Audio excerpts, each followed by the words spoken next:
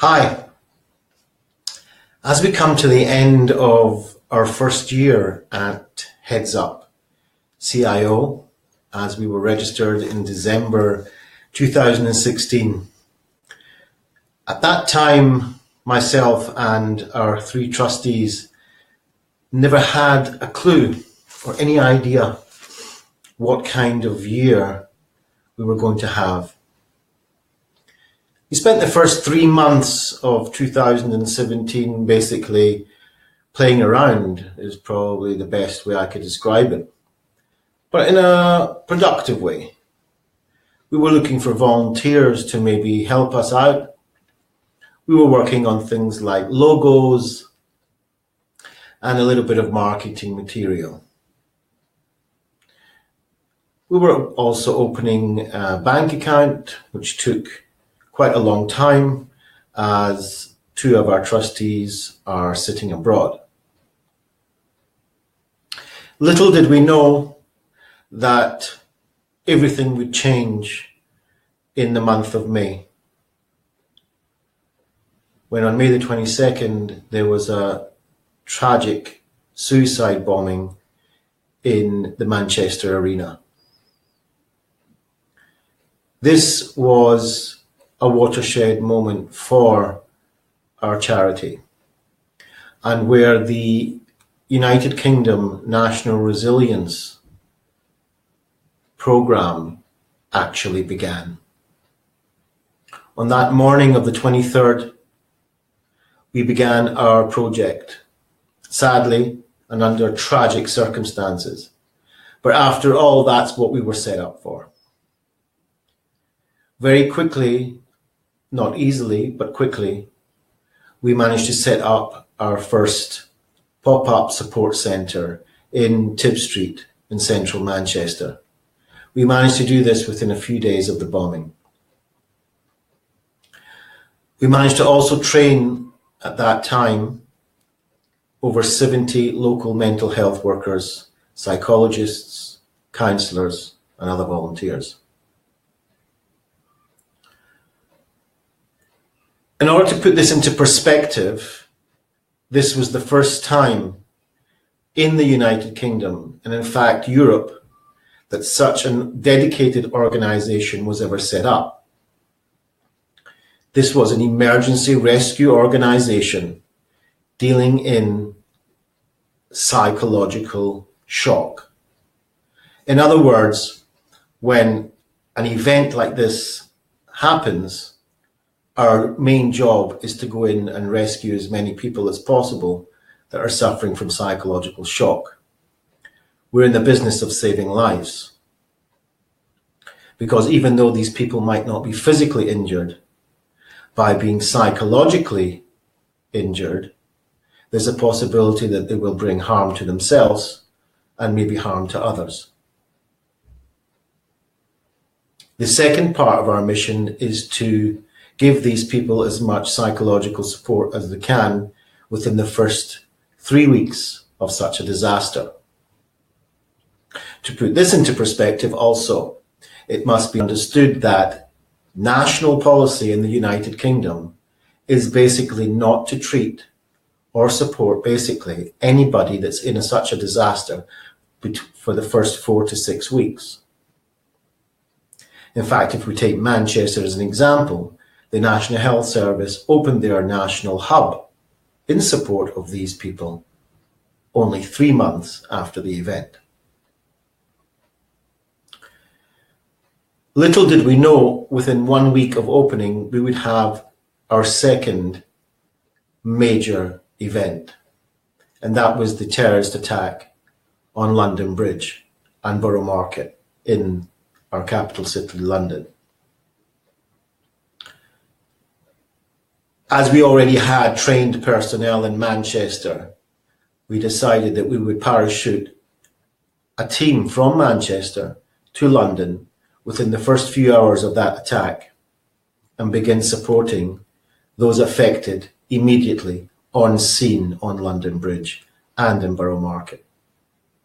And that's what we managed to do.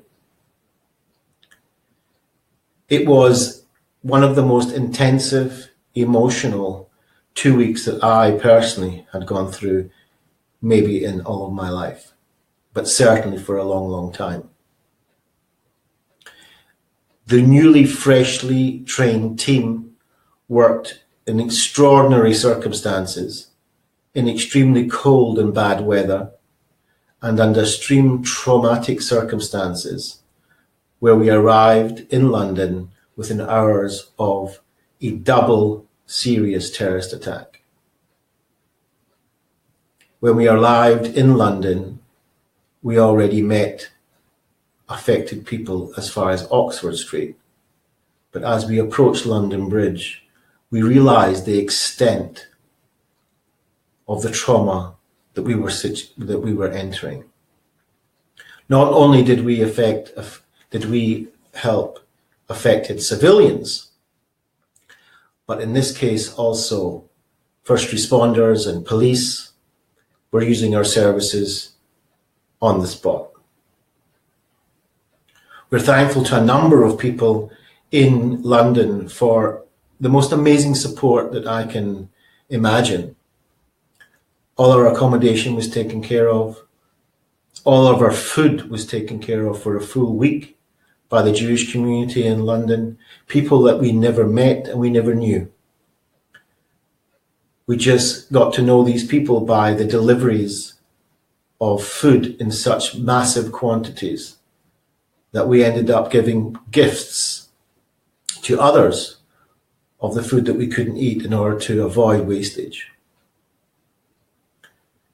We give thanks to people like the Philharmonic Orchestra in London, who offered their training, their rehearsal rooms for another pop-up support clinic.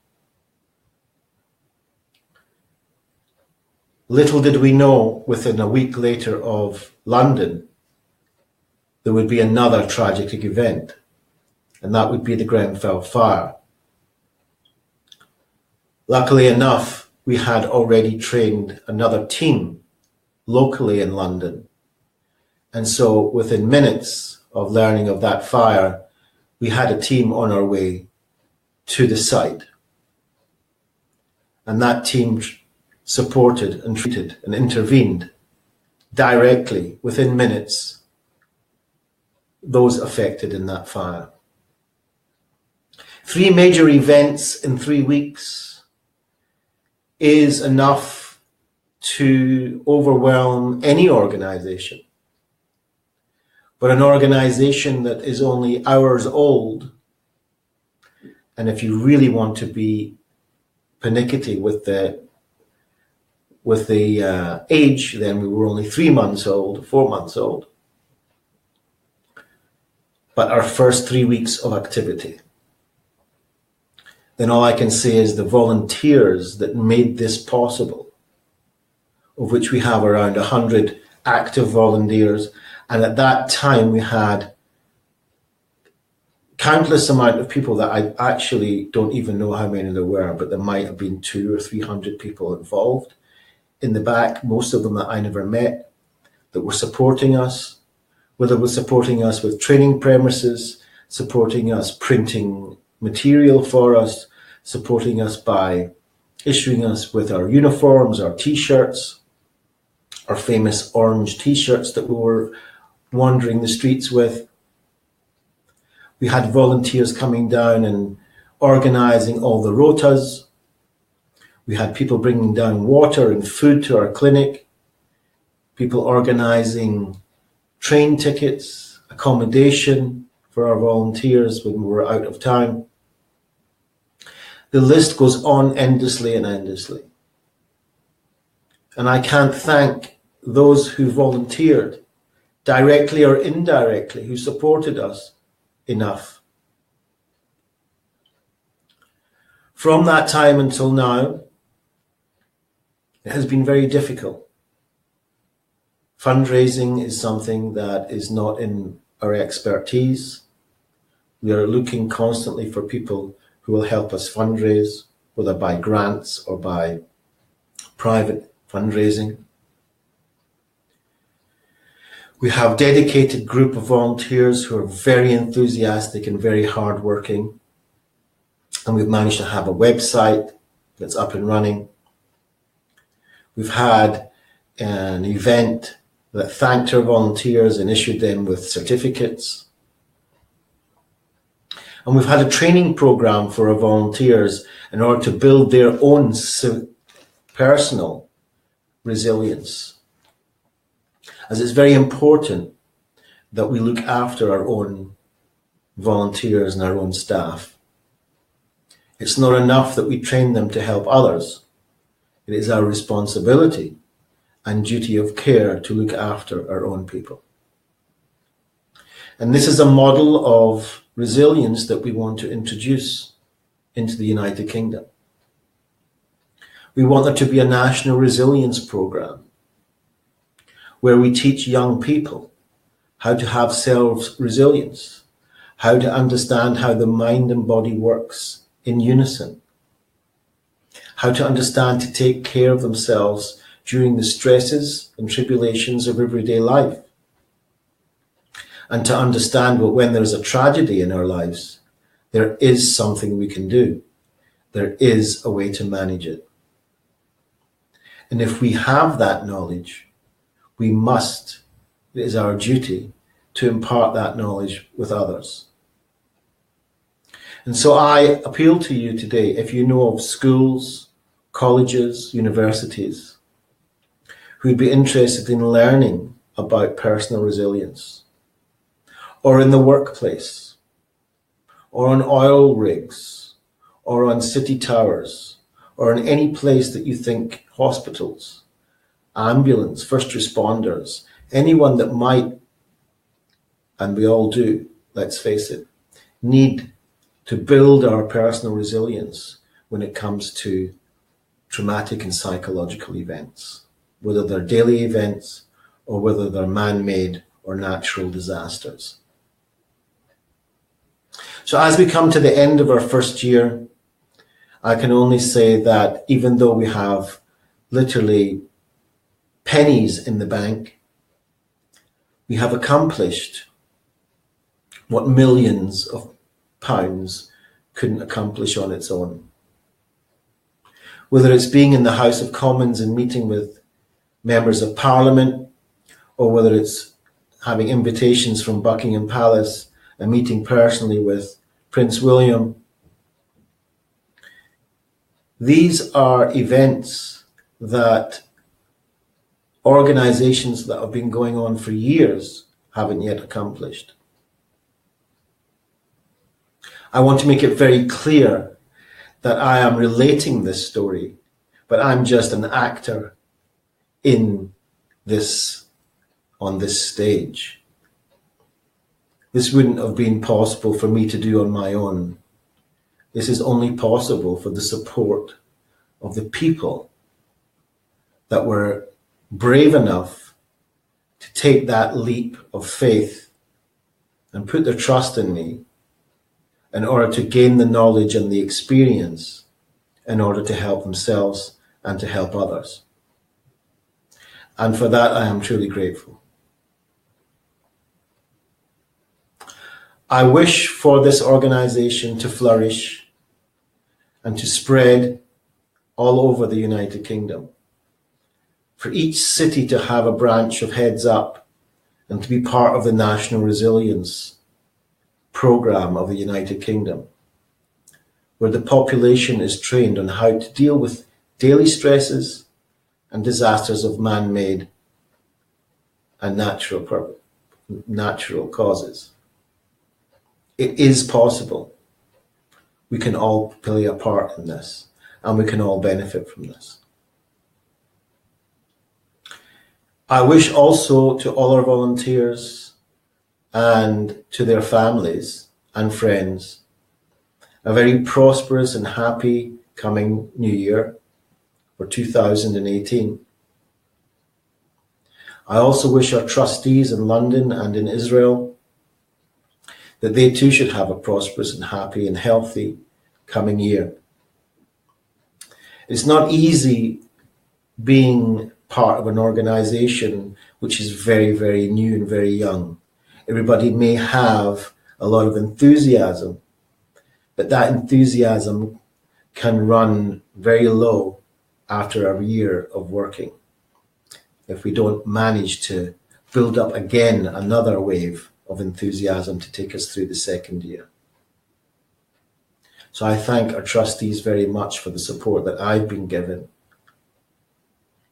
I also want to trust my close family and friends who have given me a lot of support, because over the first year of an organization like this, I had many doubts through the whole year of whether I was doing something of value or not, whether I was playing my part and living up to my responsibilities.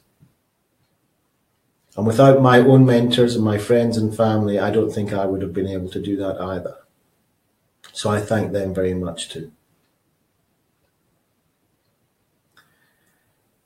I appreciate everybody that's been following us on social media. I know that we have a large group of people that are supporting us worldwide, whether it's in the community of acceptance and commitment therapy, of which I'm an active member of worldwide. We have support from Professor Stephen Hayes right down to the regular ACT therapist in his clinic. And this worldwide support also gives me a lot of encouragement, and I really, really appreciate it. Heads Up is a pro-social organization. We believe that we can make a difference to the people that are in our organization, and we believe we can make a difference to the people out with our organization. I thank you for your time. I wish you a very happy new year, and God bless.